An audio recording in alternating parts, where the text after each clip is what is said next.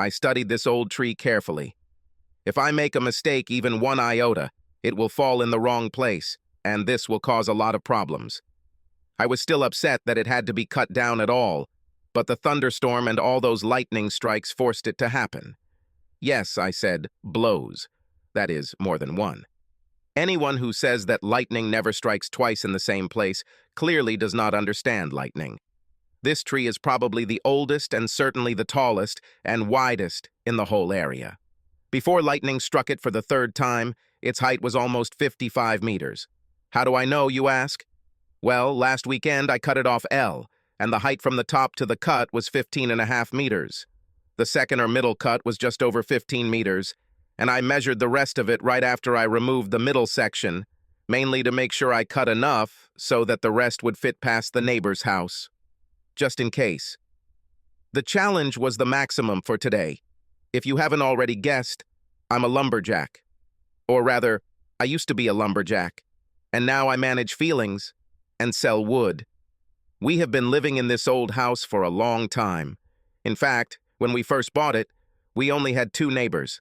One of them, Josh, retired long before we moved, and below, at the foot of the hill, old Fraser lived. She also lived here for a long time, a very long time. Now, about 10 years later, an entire housing estate has sprung up around us, and most of the reasons we moved here have evaporated. Most trees was cut down to make way for roads, driveways, and houses. Everything looks sterile, if you ask me, sterile and urban. In the process of obtaining permission to cut down the tree, the city felt it necessary to limit the number of days that any part of the tree could remain in place, and also limited the time after cutting down each part of the tree to a short period for its removal. Once I've cut down the last part of it, I'll have about 3 days to cut it into firewood and haul it away as planned. The remaining part was about 24 meters high, and the base of the trunk was about 3 meters in diameter. The upper part is a little less than 80 meters in diameter, so I have a lot of work to do. It took me several long days to cut it up for firewood. The whole cutting down of this tree became somewhat publicized when some tree protectors tried to stop anyone from cutting down this old tree by saying that it could live and, if looked after, would live another 200 years. The case went to court, where the judge ruled that the tree was dead. Foresters, representatives of a third party, studied the tree and the results of lightning strikes, and noted that there was no more sap in it and there never would be, so the tree is dead. The branches do not know about it yet, but they'll find out by fall. Josh and the Frasers, the old lady and the judge, only benefited because I gave them all the wood. We've already filled Josh's woodshed with the top and middle portions, and today's wood pile will completely fill the Frasers' woodshed, with perhaps enough left over to extend 2 or 3 logs beyond both sheds. I was evaluating the entire project and making cutting decisions when Josh approached me with his movie camera. Okay, it's actually a video camera, but I still call them movie cameras. Old habits die hard. Hi, neighbor. Do you mind if I record what's happening? No. In fact, I'd like to get myself a copy when we're done, if you don't mind. With pleasure. Would you like me to tape your entire house while I do this? Do you think you can write down everything? The tree falling and all that? No problem. It will be a pleasure to help you, son. You've been a damn good neighbor all these years. When you move out, I'll miss you. Old Josh, when discussing anything, measured everything over the years. He was always one of those who looked far ahead. Most people sometimes didn't notice this and gave him strange looks. Sometimes he viewed hours, days, weeks, and months as seconds. I'm not going to move anytime soon, Josh. We've already talked about this enough. Yes, they did. He will be sorry. To tears. He was looking at the front yard. We were standing next to his veranda as I had gone there while inspecting the impact zone. Yes.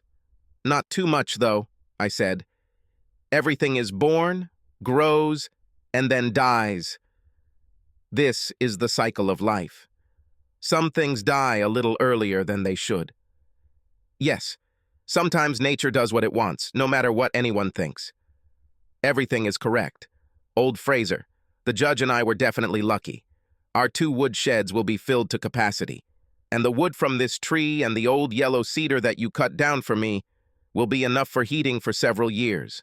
I am thankful. No problem. I needed to do something with the tree.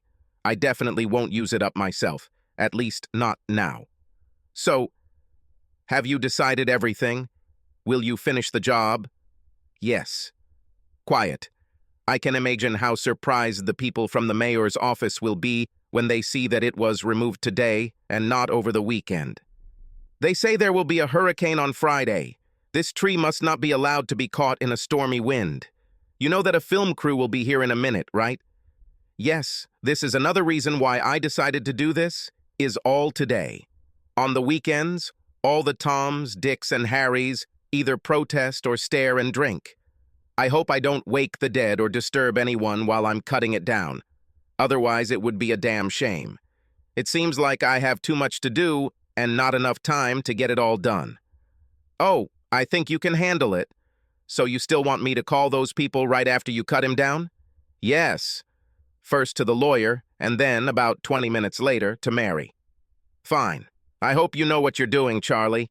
If what I'm thinking about happens, Mary might get here in time. I have already calculated everything in my mind several times. You know, don't you? Well, not exactly the way it's done today, I would say. A tree is a tree, Josh. He looked at me intently and then smiled. He shook his head and turned away, heading into his house.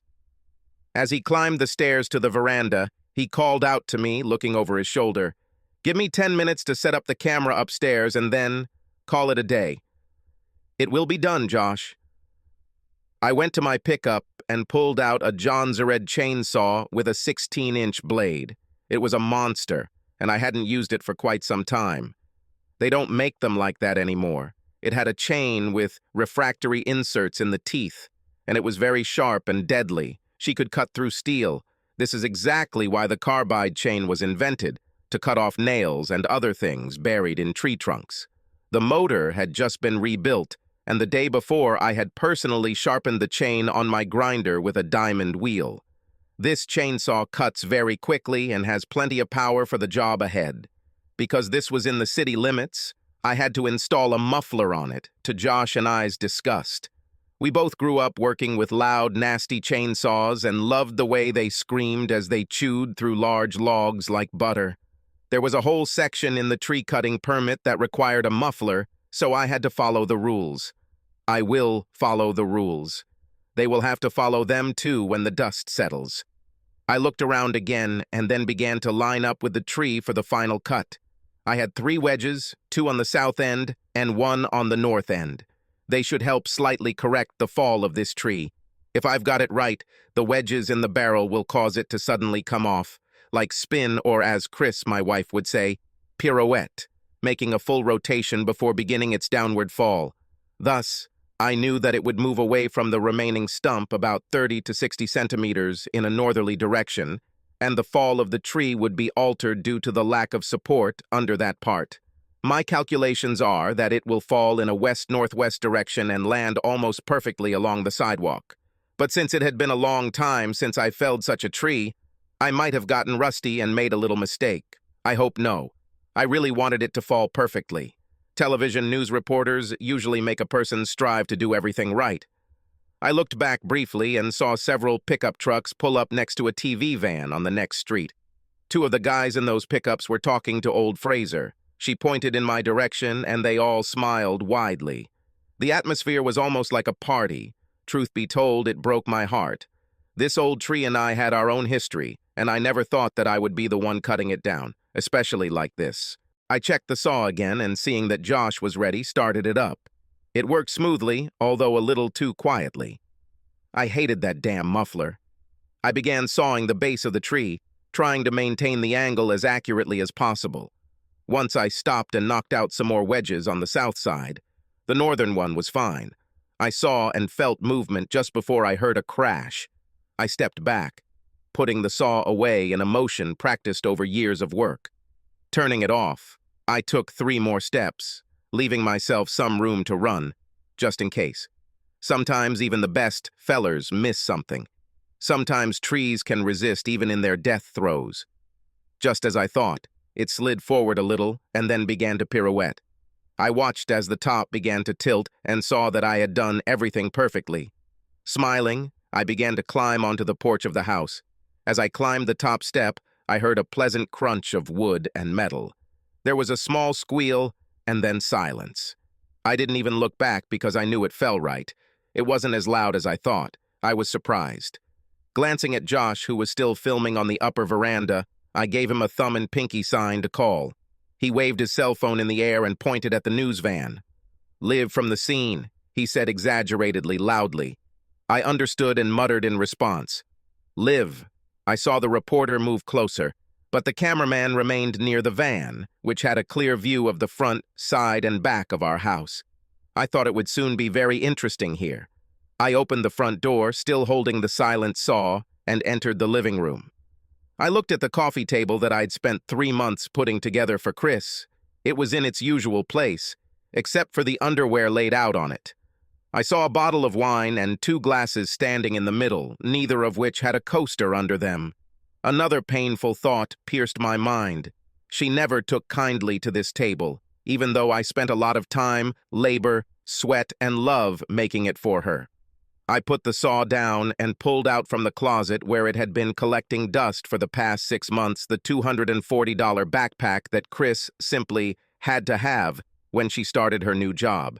I unzipped it and started stuffing my underwear from the coffee table into it.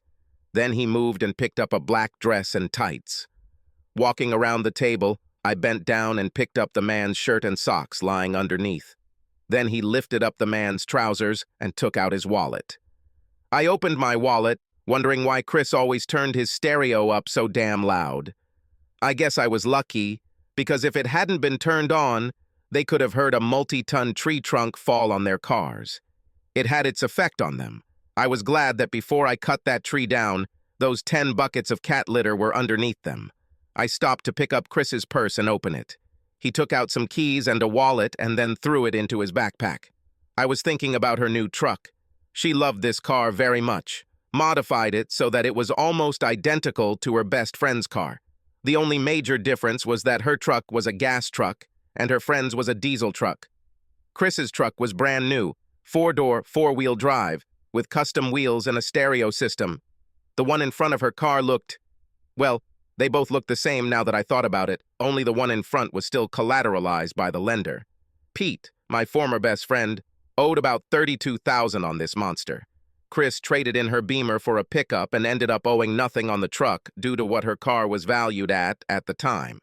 She allowed a friend to talk her into insuring her car with the state's minimum liability coverage instead of the full coverage that I recommended. Now that would suck. Nice truck, fully paid for, and flat as a pancake. That same friend somehow managed to lower his insurance from full coverage to minimum liability. His problem is that he owes a hell of a lot of money on a car that is now worth nothing. Interesting, I thought, picking up the saw and backpack. I walked up to our bedroom door, and through the closed door I could clearly hear music. I also heard groans and groans. I tried to open the door and found that it was locked. Well, that's what I thought. Chris always locked the door carefully when we had sex, even though we don't have children. I placed the backpack next to the expensive suitcase that I had already pulled out there earlier, and, moving back a little to make it easier to swing it, I launched the saw. I heard muffled screams as the chain cut into the door around the lock. It took 2 or 3 seconds to cut the door around the lock. I pushed it and saw a naked Pete standing by the bed. He looked slightly scared. Okay, more than a little, maybe terrified. Chris stood on the other side and was already sobbing, trying to shield her body from my gaze, as if I should have cared at all. I nodded to Pete and revved the throttle for effect before idling the saw. The dark-colored chain spinning around the chainsaw bar must have looked quite scary to him, as he lost all the color from his face. The doors are through me, and there is a window. Choose wisely, jumper. I've always wanted to say that last part. It's a shame that I finally got this chance under these circumstances. Pete looked at Chris in fear, then turned and jumped through the window glass, screen and all. I swore. Now I will have to replace the mesh glass and frame. Damn idiot. I never thought that he would break a window like that. I walked to the window and looked down onto our veranda. He was lying on his side, holding his ankle. From here, it was clear that it was broken. He couldn't escape anywhere too quickly. I put the saw down and turned my attention to my wife. She cried and tried to say that she was very sorry, that this was not what I thought, and so on and so forth. As if I'm some kind of idiot who can't understand that this is the 10th time they've been playing family here. Chris, shut up. Listen to me very carefully because I will only say this once. I paused when she fell silent. I could see that she was actually shocked by the tone of my voice. I'll start with the facts, since you don't have much time. Mary has already been called. She's 15 minutes away. She will probably try very hard to arrive in less than 15 minutes, so keep that in mind. Remember also that she is very attached to her guns, and only yesterday she bought a 12-gauge pump-action shotgun. Understood? She looked very scared and nodded at me. Fine. I would advise you to get dressed as quickly as possible. Grab enough clothes and put them in that damn $400 suitcase you bought last month. When you head out the door, grab your backpack too.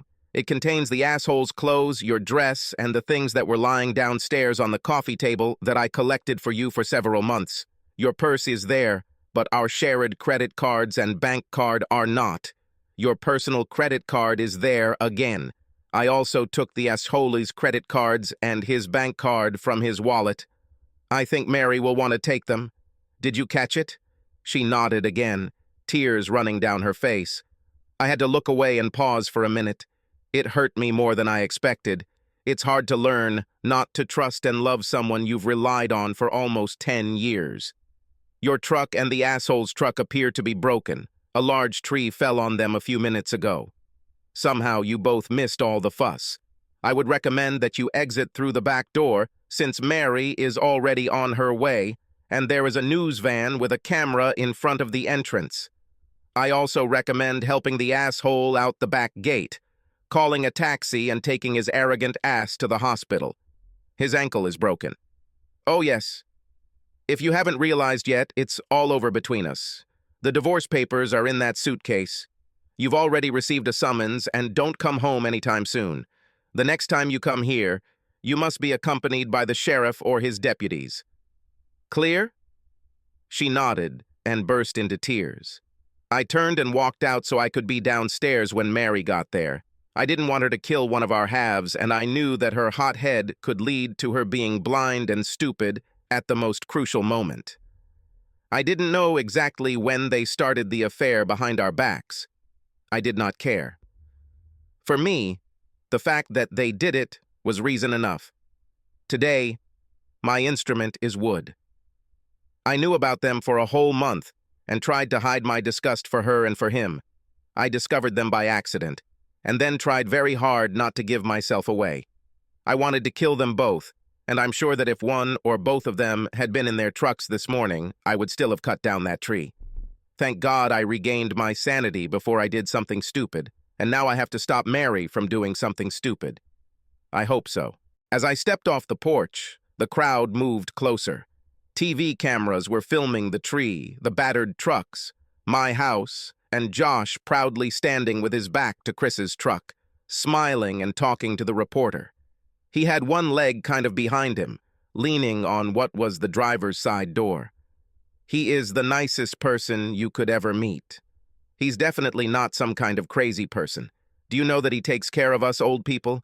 He always helps us, especially when he knows that we cannot do something, and he never takes anything in return. Damn good man. Damn good. You wouldn't say he's bad with a chainsaw, sir? The reporter glanced in my direction every now and then, as if assessing my mood. Josh laughed out loud. Honey, that man standing over there may be the best lumberjack in the country. He doesn't miss. Don't make mistakes. Puts them where he needs them and never misses. For more than 10 years, he held the title of state fair felling champion. I've seen him drop 55-foot trees with internal stresses, on a dime, in the wind, on a hillside. No, ma'am, he's not bad with a chainsaw. Unless you're on his bad side, then all bets are off. I wouldn't want Josh to be so nice to me right now. I didn't expect the whole country to know that I was a professional. My story will be hard to believe if it ends up in court. I turned around and saw my lumberjack friends driving up to the house. Noticed that Jed had his portable hydraulic log splitter behind the truck. I guessed that they would help me split the log into firewood. "Hello, Charlie, how are you?" "It could have been better, Joe. Now I need to clean up." I liked the idea with the cat litter. "Cat litter?" "Yes. We were wondering why you bought 10 9-kilogram buckets of cat litter at the grocery store the other day. We didn't think you had a cat. Smart." "Yes." "Well, don't talk about it, okay? I just didn't want the townspeople to get agitated by oil or antifreeze running down the drain." "Boy, remind me never to make you angry," came a voice from behind Joe. Max walked around Joe to shake my hand. His grip was strong and his smile was sincere. "Is this wicked brother of mine still alive?" "Yes, Max. I think he broke his ankle diving out of my bedroom window. Thank God he didn't end up in the jacuzzi. I'd hate to have to clean his remains out of her too. I'm really sorry this happened, Charlie. I never understood this skunk. He may be my brother, but I seriously think someone switched him at birth and ran off with my real one. It's not your fault, Max. I know how it goes. I never thought he would do this to my wife. Moreover, I never thought that Chris would do this to me." They both looked away for a moment and then began to grumble. Joe broke the mood that had begun to hang over me by turning to the work at hand. "Well, as soon as these TV people get out of the way, we can collapse this log.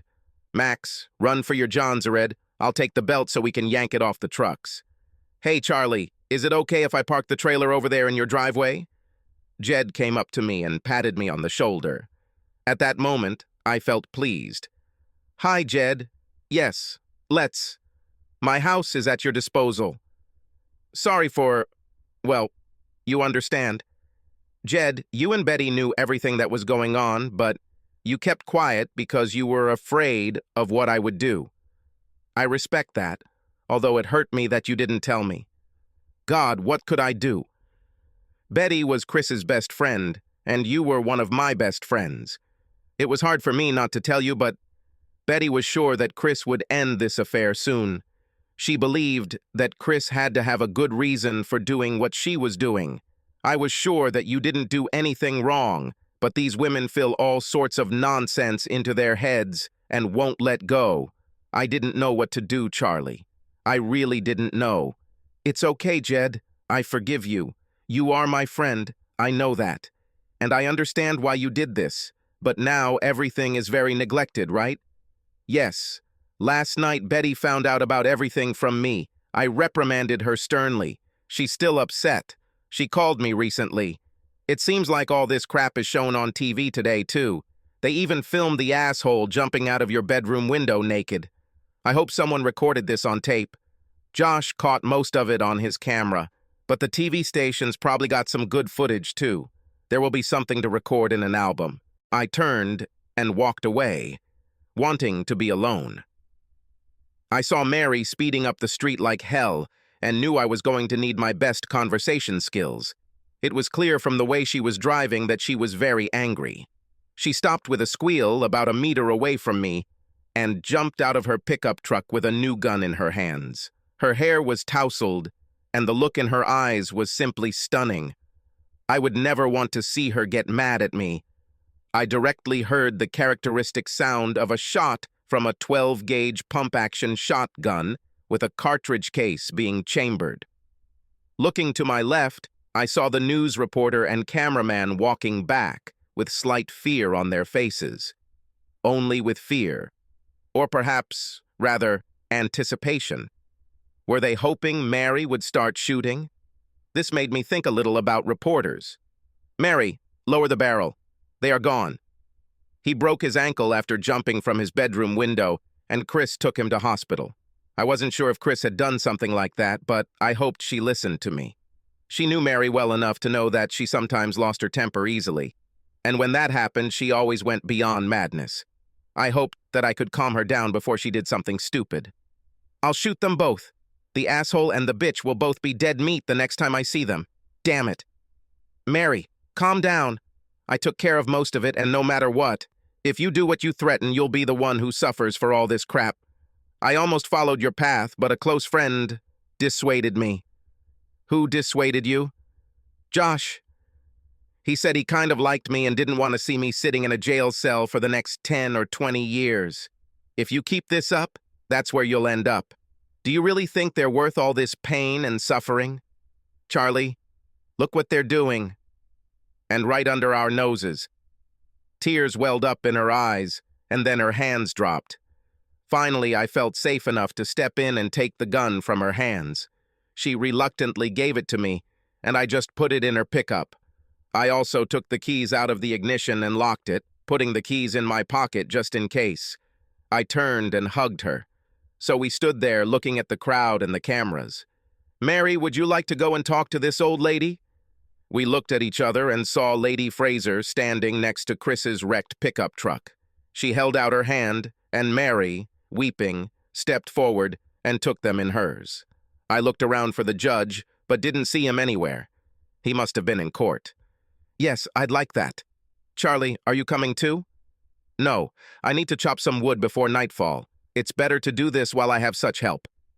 Mrs. Fraser looked at me intently and then nodded.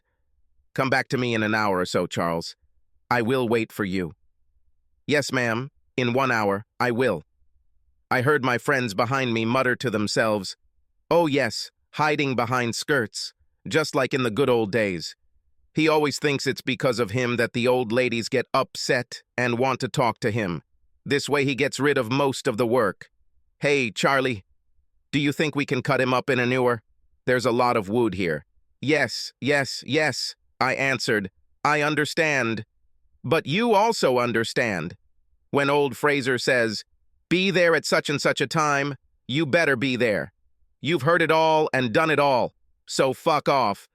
They laughed and proceeded to cut the rest of the attraction into pieces.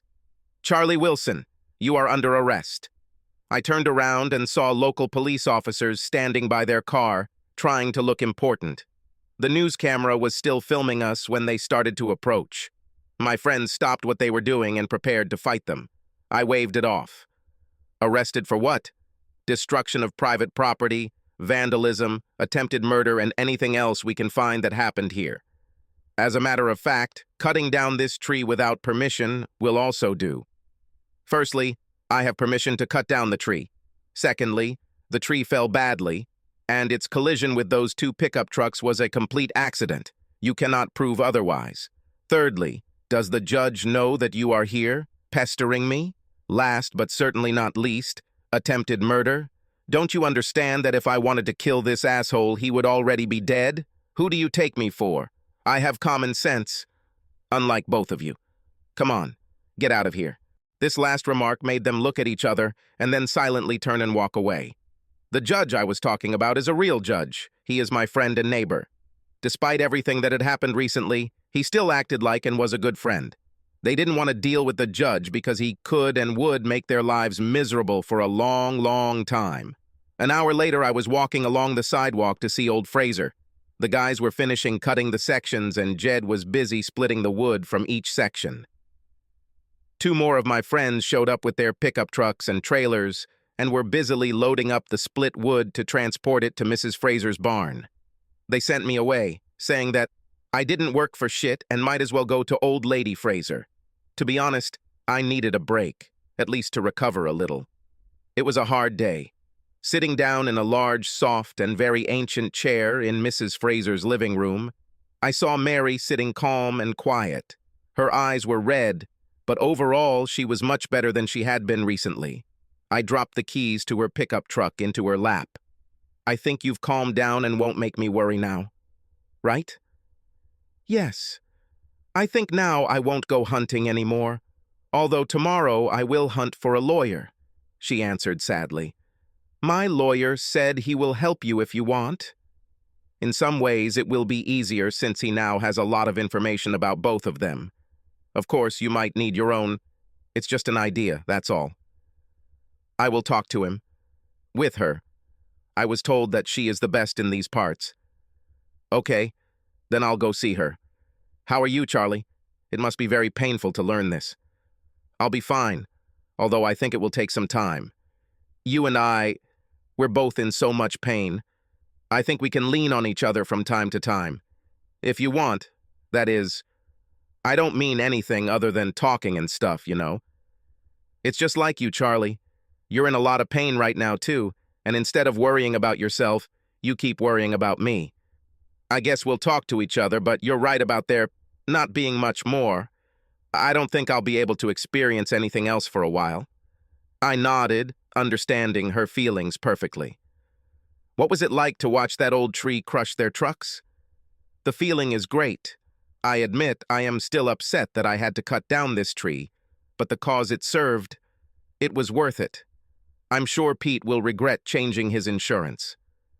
Does he still owe a lot? I asked, just to reinforce my guess as to how much I figured he was still stuck behind that big pile of scrap metal. 31,900 and some change. Yes, it will cost him dearly, but not as expensive as I'm going to screw him.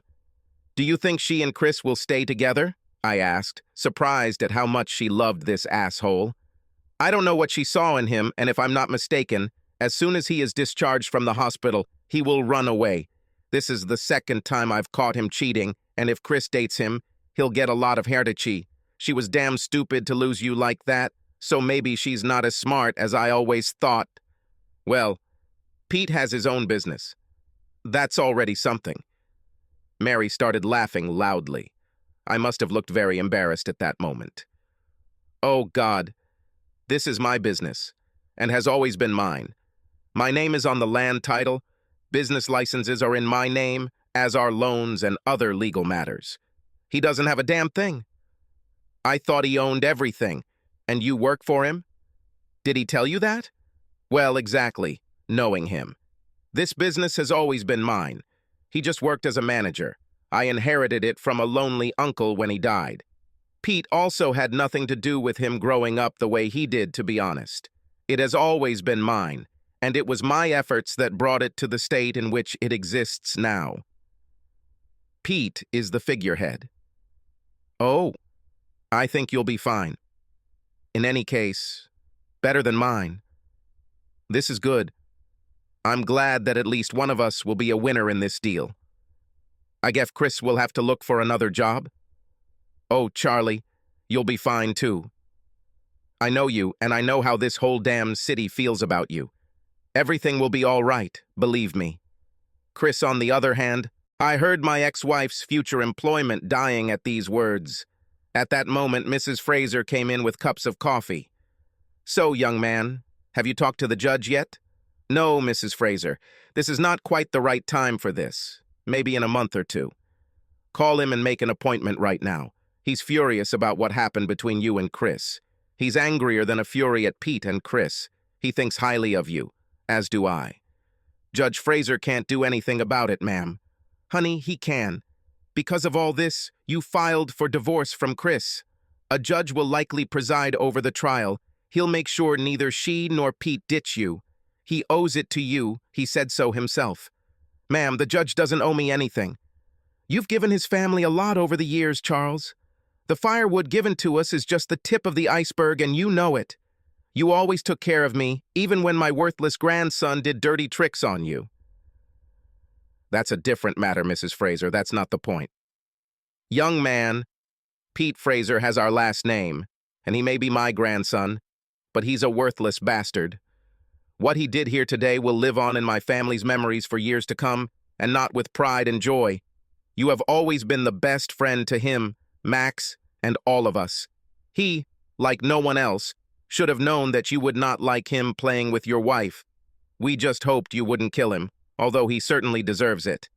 That's why it's so damn hard. We all love you, son, even the stupid little man Pete has turned into. It just kills us. Thank you, Mrs. Fraser. It was quite unpleasant. Unpleasant? Unpleasant? Damn it, son, you are a master of understatement. By the way, why don't you call me Old Fraser now? Isn't that what you call me when I'm out of earshot? I blushed deeply. Mary jumped and looked at her in shock. What? Didn't you realize that I always knew that everyone called me Old Fraser? Charles, you of all people should know that I know everything. Yes, you are right, ma'am. I regret that. There's no need to apologize, young man. she began irritably. I'm used to considering it an honor. As soon as you say old Fraser, everyone knows who you're talking about, and don't think I don't know that you all respect me deeply, despite the fact that some consider it disrespectful. I like it anyway. After all, I'm no longer a naive girl. Yes, ma'am. Now, go call the judge. He expects a call soon. He has a lot to tell you, and I've known him for almost 50 years, and he always gave damn good advice to those who would listen. Yes, ma'am. Have you ever felt like a schoolboy who was caught smoking in the boys' room, or maybe spitting chewed paper in class? That's what old Fraser could do with a few words. She had her own way of doing things. She has always respected honesty, and if you are honest about everything you feel, she will always show you respect. Her husband, a judge, is much the same. They are pillars of the community and Pete and Max's grandparents. It's a pretty mess we have here. Will you kick her out, Charles? Mrs. Fraser continued. Yes. I recently served her with divorce papers. I think she took Pete to the hospital. I hope so. He broke his ankle. He's damn lucky if that's all he broke. We were afraid that you would break his neck or perhaps shoot him. By the way, well done for felling that tree. I've never seen anything better. Thank you. I bet you're already making the case like it was an accident during a routine tree cut, aren't you? Yes. I didn't know if I should talk about all this with Mrs. Fraser. That is, with old Fraser. There was more internal stress in the barrel than I initially thought. That's what made him turn this way. Oh, ho, ho. Hold your face like a brick and tell as much as you can, young man. I was here. I know you. And I know that there is not a single soul in the area who would feel the forest better than you. That's what I'm afraid of. That's why the judge wants to talk to you. He has some very important legal advice for you. I think he wants to keep you out of his system. You know he's worried about you, Charles. Me too. Thank you, ma'am. And yeah, good move with the cat litter under the trucks, young man. I appreciate you taking care to keep the oil and antifreeze from running down the drain. Blushing, I nodded my head. Mary looked at me with undisguised awe. Did you plan all this? Her question hung in the air as old Fraser looked at me and burst out laughing. Mary, Mary, Mary, I thought you knew. Charles planned everything, every step. It may have been pure luck that Pete broke his ankle during his wild leap from his bedroom window, but everything else was planned down to the second. Remind me never to make you angry, Charlie. It's not such a big problem, Mary.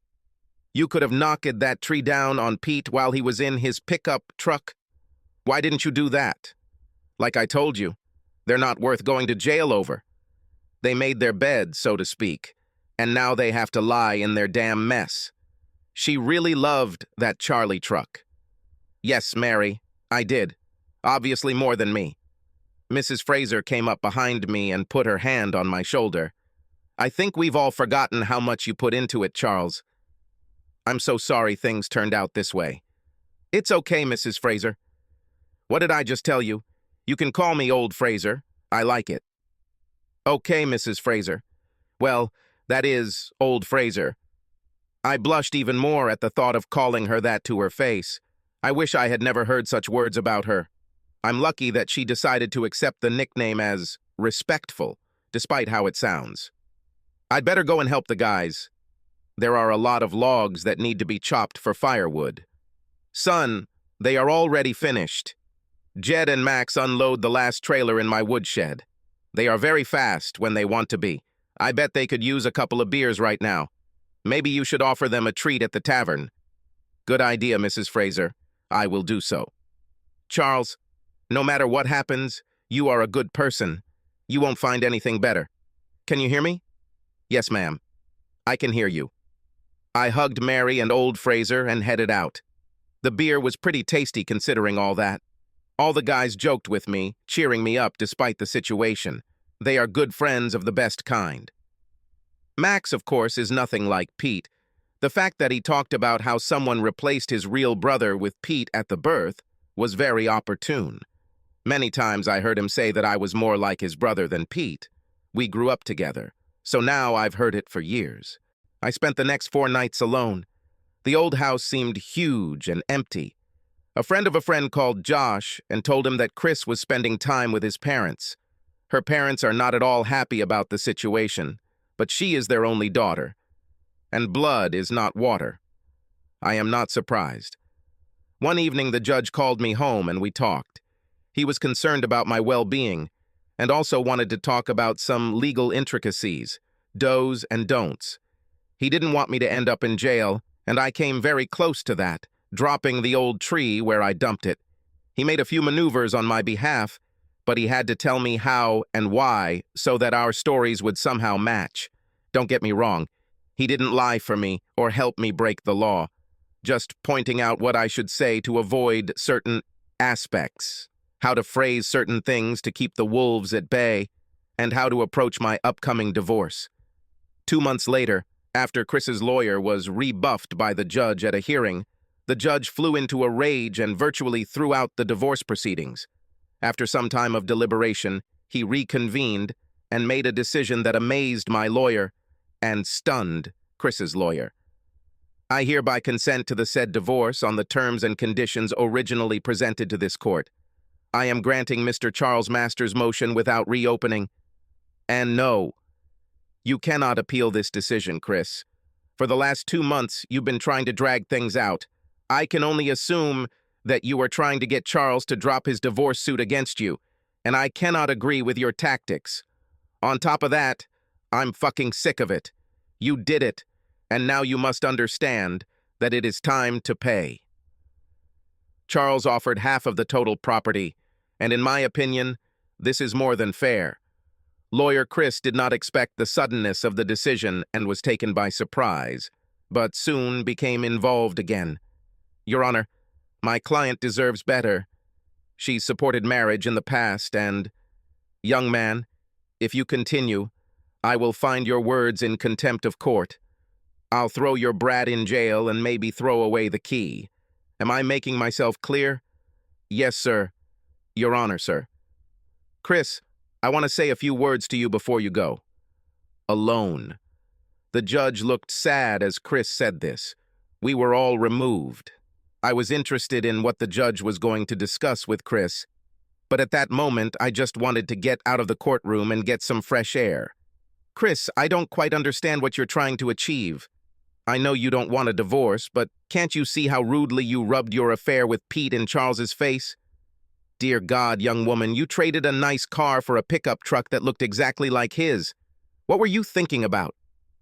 Chris looked at the floor. She didn't know what to tell the judge. She had an affair with the man's grandson, who was her husband's friend. She still didn't know how or why it all happened. All she knew was that the little playful attraction had escalated into a rather dangerous situation. Over the past months, she had been thinking and trying to figure out why she did this to her husband, and she had no answer other than, just because I could.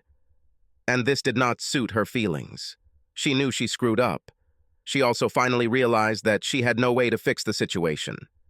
Now the judge was scolding her in his office. At least he did it in private and not in a courtroom. According to her, there were too many prying eyes and listening ears. Charles didn't look at her anymore, and the few times he looked at her reminded her of the day her whole world collapsed around her.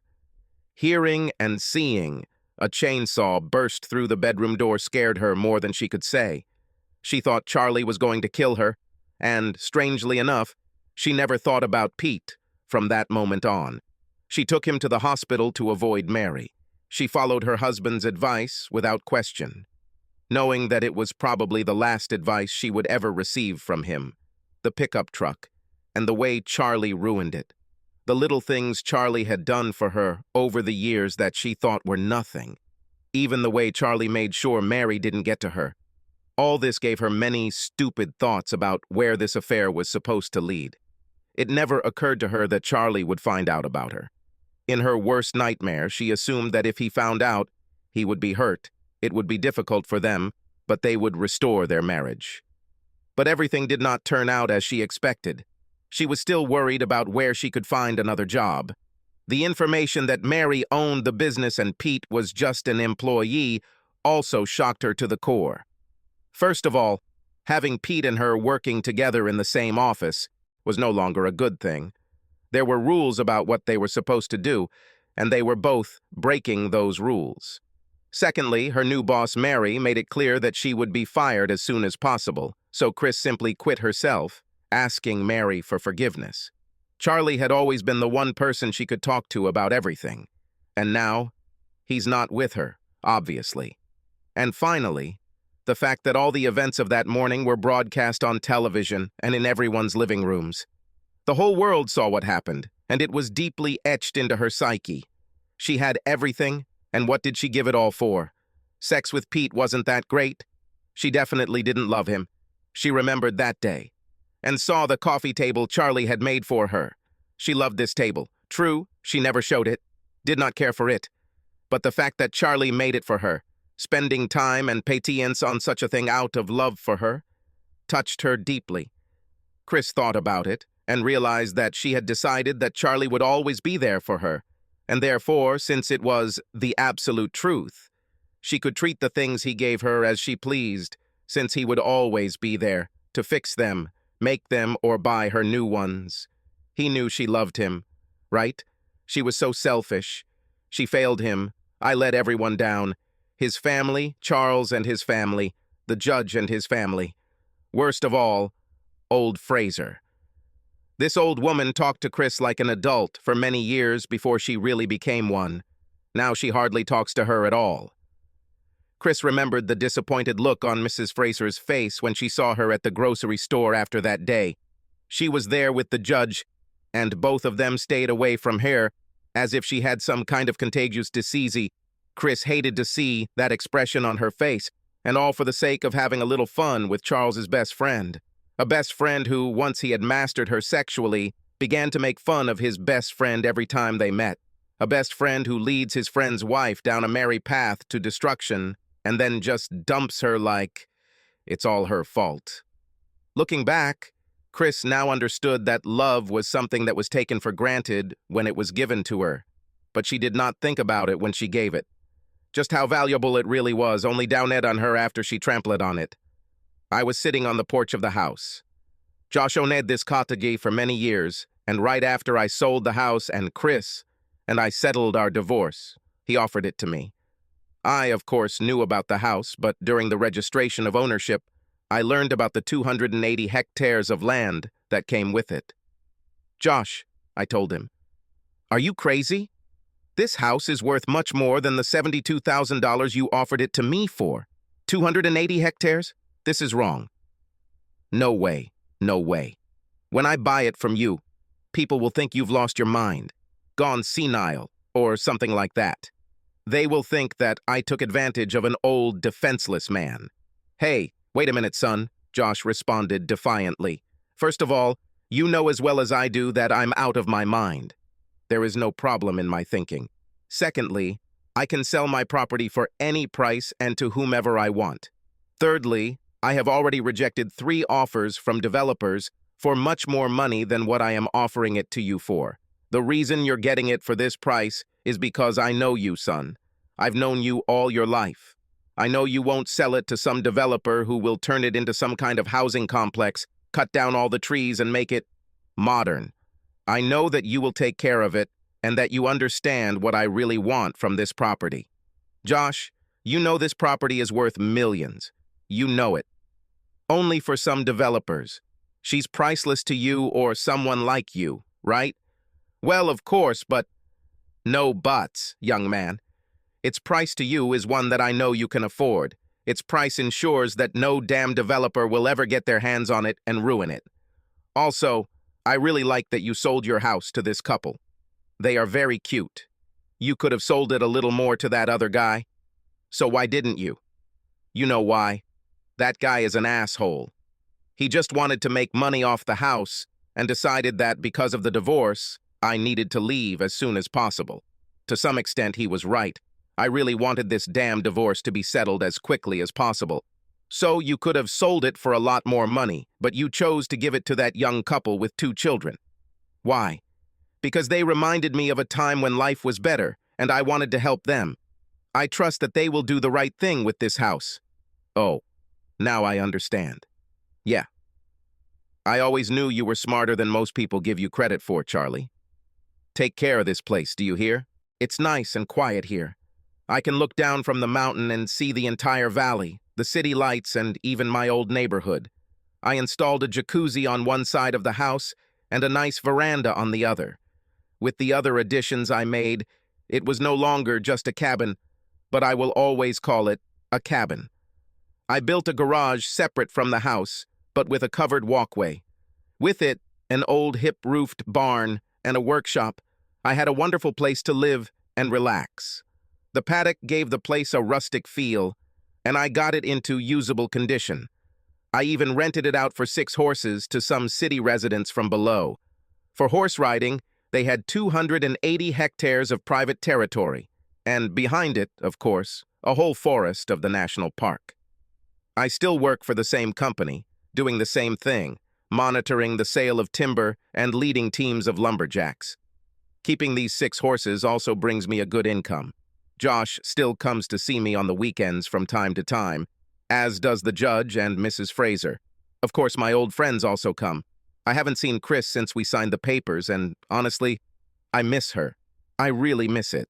I don't miss what happened, and I wish it would all go away, but at the end of the day, life's lessons are sometimes unforgiving and hard to deal with. I started dating this cute girl after I had been on a few really casual dates. She's a person of her word, and I'm thinking about actually doing it. Keep it with you, that is.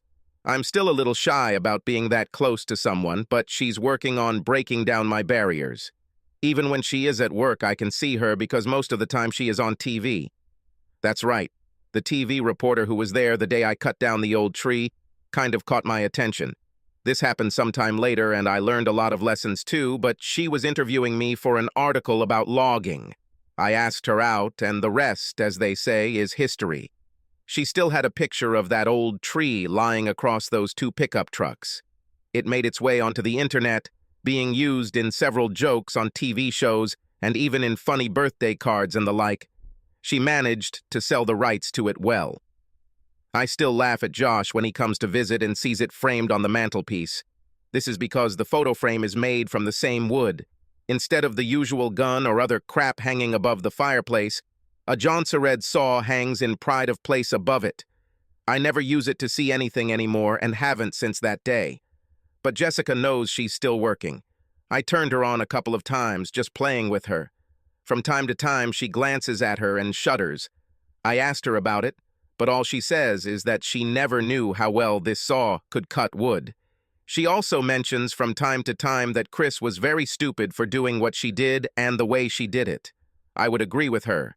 In the end, Chris lost a damn good pickup truck and ended up with, well, not exactly nothing, but she doesn't have me anymore, and I know that bothers the hell out of her. Jessica, on the other hand, is happy and at peace knowing that I am a one-woman man. Always have been and always will be. I have experience of what life can be like when a person is unfaithful. If you look closely, you can see stains on the wood of the old photo frame. Oil and antifreeze are well absorbed even into undried wood. I made sure when I created and varnished the frame that the stains would remain. It kind of smooths out everything, doesn't it? I know it helps me think about what's important in life. Subscribe to our channel so that your second chaff doesn't cheat on you, and go ahead and listen to the next story, because this story is nothing compared to the next one. If you're under 18, don't even think about listening to the next one.